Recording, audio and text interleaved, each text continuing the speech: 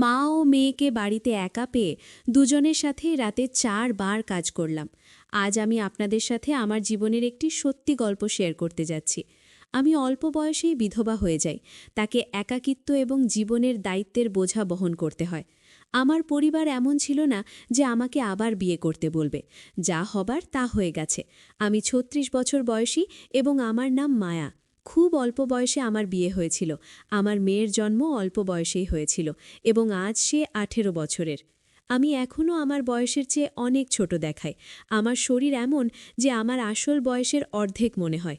আমি আমার শাশুড়ি, শ্বশুর এবং মেয়ের সাথে থাকি। আমার স্বামী ৫ বছর আগে আমাদের ছেড়ে চলে গিয়েছিলেন। আমরা একটি সম্পন্ন পরিবার থেকে এসেছি এবং আমি আমার মেয়েকে সেরা শিক্ষা দেওয়ার জন্য সব ধরনের চেষ্টা করেছি। আমি তাকে জয়নগরে উচ্চ শিক্ষার জন্য পাঠিয়েছিলাম। আমার শাশুড়ি বলেছিলেন, মেয়ে কয়েকদিনের জন্য জয়নগরে গিয়ে তার পড়াশোনায় সাহায্য করো, যাতে তার কোনো সমস্যা না হয়। এইভাবে ২২ নভেম্বর আমি জয়নগরে পৌঁছালাম। আমার মেয়ে স্টেশনে আমাকে নিতে এসেছিল এবং আমরা দুজনেই তার ফ্ল্যাটে পৌঁছালাম। আমি সরাসরি বাথরুমে গেলাম নিজেকে সতেজ করার জন্য। আমি নীল রঙের নাইটি পরেছিলাম এবং নিচে কিছু পরিনি ছিল না। যখন আমি বাথরুম থেকে বেরোলাম, আমার মেয়ে চা বানিয়ে আমাকে দিল। ফ্ল্যাটটি ছোট ছিল কিন্তু খুব আরামদায়ক। আমি কয়েকদিন এখানে থাকার কথা ভেবেছিলাম, তাই পরিবেশকে স্বাচ্ছন্দ্যময় করার চেষ্টা করছিলাম। সন্ধ্যায় আমার মেয়ে আমাকে তার বন্ধুদের সাথে দেখা করার পরিকল্পনা সম্পর্কে বলল এবং বলল, মা, আমি কিছুক্ষণ পর আসব, আপনি বিশ্রাম নিন। আমি বই পড়ার চেষ্টা করলাম কিন্তু মন বসছিল না। ঠিক তখন দরজার বেল বাজল। আমি দরজা খুললাম এবং সামনে একজন যুবক দাঁড়িয়েছিল। সে হাসি মুখে বলল, নমস্তে, আমি সজল। আমি আপনার মেয়ের প্রতিবেশী এবং তার কলেজের সহপাঠী। সে বলেছিল যদি কোনো সাহায্যের প্রয়োজন হয় তবে আমি আসব। সজল অত্যন্ত বিনয়ী এবং মৃদুভাষী ছিল। সে আমার জন্য কিছু স্ন্যাক্স এনেছিল এবং বলল, আপনি এই নতুন শহরে একাকিত্ব বোধ না করেন, তাই ভাবলাম আপনার সাথে দেখা করে আসি। আমরা কিছুক্ষণ কথা বললাম। সে বলল যে সে একা থাকে এবং পরিবার থেকে দূরে পড়াশোনা করছে। তার কথায় এক অন্যরকম সরলতা এবং আন্তরিকতা ছিল। আমি দীর্ঘদিন পরে কাউনের সাথে এভাবে খোলামেলা কথা বলতে পেরেছিলাম। দিন যত গড়াতে লাগল, সজল প্রায়ই আসা যাওয়া করতে লাগল। আমার মেয়ের ফ্ল্যাটের ছোটখাটো কাজে সে সাহায্য করত এবং পাশাপাশি আমার চিন্তাও করত। আমি তার সাথে বেশ স্বাচ্ছন্দ্য বোধ করতে শুরু করলাম। একদিন সে আমাকে বলল, আপনাকে দেখে মনে হয় না যে আপনি এত বড় দায়িত্ব সামলাচ্ছেন। আপনি নিজে খুব যুবক এবং শক্তিশালী। তার এই কথাগুলো আমার হৃদয়ে স্পর্শ করল। সজলের সাথে কথোপকথনের ধারা ধীরে ধীরে বাড়তে লাগল। সে আমার কথা বুঝতে এবং আমার একাকিত্ব দূর করতে একজন বন্ধুর মতো সহায়তা দিল। সে প্রায়ই তার পরিবারের গল্প শোনাত, তার আকাঙ্ক্ষাগুলো নিয়ে কথা বলত এবং কখনো কখনো আমার জীবন সম্পর্কে প্রশ্ন করত। একদিন সন্ধ্যায় যখন আমি বারান্দায় বসে চা পান করছিলাম, সজল আমাকে বলল, আপনি একজন খুব শক্তিশালী মহিলা। আমি আপনাকে যতটা জেনেছি ততটাই অনুভব করি যে আপনি আপনার জীবনকে নিজের থেকে আরও ভালো করতে পারেন। কিন্তু কখনো কি আপনি আপনার নিজের সুখের কথা ভেবেছেন? তার এই প্রশ্ন আমাকে ভাবিয়ে দিল। আমার জীবনের সুখের অর্থ শুধু আমার মেয়েই ছিল। কিন্তু আমি কি কখনো নিজের জন্য কিছু চেয়েছি? সম্ভবত না। সজলের সাথে সময় কাটাতে গিয়ে আমি অনুভব করলাম যে সে শুধু একজন যুবক নয়, সে এমন একজন মানুষ যে আমার অনুভূতি এবং হৃদয়ের গভীরতা বুঝতে পারে। তার স্নেহ, তার যত্ন এবং তার উপস্থিতি আমার ভেতরে আবার বেঁচে থাকার ইচ্ছা জাগিয়ে তুলল। একদিন সে আমাকে বলল, আমি আপনাকে প্রথমবার দেখেই অনুভব করেছিলাম যে আপনি কতটা বিশেষ, কিন্তু এই কথা বলার সাহস আজই পেয়েছি। আমি জানি আমাদের মধ্যে বয়সের ব্যবধান আছে, কিন্তু আমার জন্য আপনার বয়স শুধু একটি সংখ্যা। আমি আপনার যত্ন করি এবং চাই আপনি সুখে থাকুন। তার কথাগুলো আমাকে গভীরভাবে নাড়া দিল। আমি কিছুক্ষণ চুপ করে রইলাম। তারপর বললাম, সজল, আমি নিজেকে আবার এভাবে ভাবার অনুমতি দিতে পারি না। আমার জীবন আমার মেয়ের চারপাশেই ঘোরে। সে হাসি মুখে বলল, আপনার সুখ আপনার মেয়ের জন্য ঠিক ততটাই যতটা তার জন্য তার ভালোবাসা।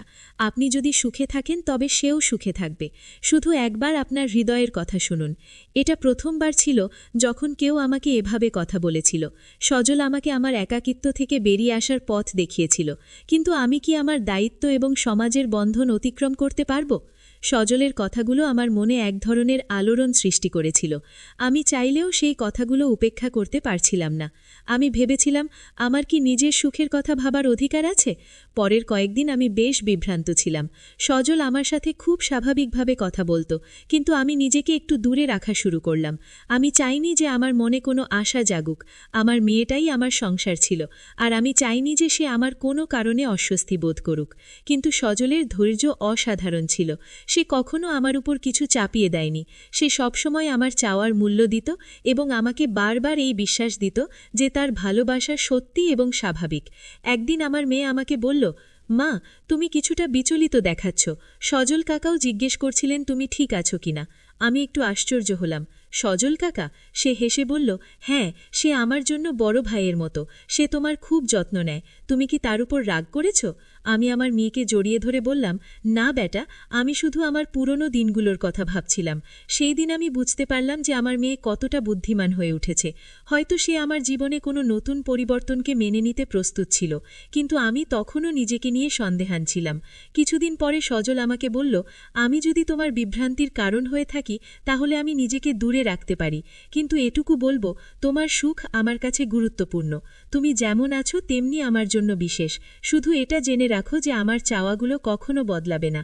তার কথায় আমার চোখে পানি চলে এলো। আমি তাকে থামিয়ে বললাম, সজল, আমি সব সময় অন্যের জন্য বেঁচে থাকি, নিজের কথা কখনো ভাবিনি। কিন্তু এখন তুমি আমাকে ভাবতে বাধ্য করেছ যে হয়তো আমিও সুখী হতে পারি।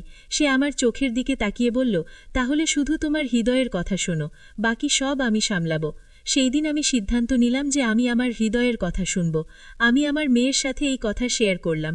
সে আমাকে জড়িয়ে ধরে বলল, মা, তোমার সুখই আমার সুখ। তুমি সবসময় আমার জন্য সব কিছু করেছ। এখন সময় এসেছে যে তুমি তোমার জীবনকেও একটি সুযোগ দাও। ধীরে ধীরে সজল আর আমার মধ্যে সম্পর্কটি প্রকাশ্যে এলো। আমরা সমাজের প্রতিটি চ্যালেঞ্জ একসাথে মোকাবিলা করলাম। আমি বুঝতে পারলাম যে সত্যিকারের ভালোবাসা বয়স, পরিস্থিতি বা বাধা দেখে না। সজল আর আমার সম্পর্কের খবর ধীরে ধীরে আমার শ্বশুরবাড়ি এবং কাছের মানুষদের কাছে পৌঁছল।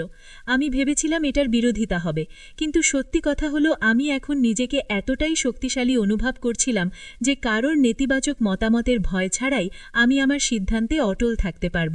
একদিন সন্ধ্যায় বাড়ি ফিরে আমার শাশুড়ি আমাকে বললেন, বেটা, আমরা তোমাকে সবসময় দায়িত্বে জড়িত দেখেছি। এখন যদি তোমার জীবনে কেউ এমন থাকে যে তোমার পাশে দাঁড়াতে পারে তাহলে আমাদের কোনো আপত্তি নেই। তার এই কথায় আমার চোখে পানি চলে এলো। কিন্তু সমাজ সবসময় এত সহজে মেনে নেয় না। প্রতিবেশী এবং আত্মীয়রা কথা বলা শুরু করল। কেউ কেউ বলল, এই বয়সে ভালোবাসা, এটা কি ঠিক? এই কথাগুলো আমাকে আবারও ভাবতে বাধ্য করল। সজল আমার হাত ধরে বলল, তোমার সিদ্ধান্তের চেয়ে গুরুত্বপূর্ণ কিছু নেই। মানুষ তো সব অবস্থাতেই কথা বলবে, কিন্তু এটা তোমার জীবন এবং তুমি এটা তোমার শর্তে বাঁচার অধিকার রাখো। আমার মেয়েও প্রতিটি পদক্ষেপে আমার পাশে দাঁড়ালো। সে বলল, মা, তুমি সব সময় আমার জন্য সবচেয়ে ভালোটা করেছ। এখন সময় এসেছে যে তুমি তোমার সুখকে পুরোপুরি উপভোগ করো। সজল অনন্যার পড়াশোনায় তার পূর্ণ সমর্থন দিল। সে তাকে কেরিয়ার বেছে নেওয়ার পথে গাইড করল এবং একজন বড় ভাইয়ের মতো যত্ন নিল। তাদের মধ্যে সম্পর্ক ধীরে ধীরে এতটা শক্তিশালী হয়ে উঠেছিল যে অনন্যা তার প্রতিটি কথা সর্বপ্রথম আজাইয়ের সাথে শেয়ার করত। একদিন আজাই আদাকে বলল, আমরা একটি পরিবার গড়ে তুলেছি এবং এটি আমার জীবনের সবচেয়ে বড় সুখ, কিন্তু আমি চাই তুমি তোমার আগ্রহ এবং স্বপ্নকেও এগিয়ে নিয়ে যাও। তুমি সব সময় অন্যের জন্য বেঁচেছ, এখন সময় এসেছে যে তুমি নিজের জন্য কিছু করো। আমি আজাইয়ের কথাকে গভীরভাবে নিলাম। দীর্ঘদিন ধরে আমি আমার পড়াশোনা এবং আগ্রহগুলো ভুলে গিয়েছিলাম। আমি আবার পড়াশোনা শুরু করলাম এবং একটি স্থানীয় প্রতিষ্ঠানে কাউন্সিলর হিসাবে কাজ শুরু করলাম। মানুষের সমস্যা শোনা এবং তাদের সমাধানে সাহায্য করা আমাকে আনন্দ দিতে শুরু করল। আমার এই পদক্ষেপে শুধু আমার আত্মনির্ভরশীলতা বাড়ল না, আমি অনুভব করলাম যে আমি আমার পরিবারের পাশাপাশি সমাজের জন্যও কিছু করছি। সজল সবসময় আমার পাশে দাঁড়িয়েছিল।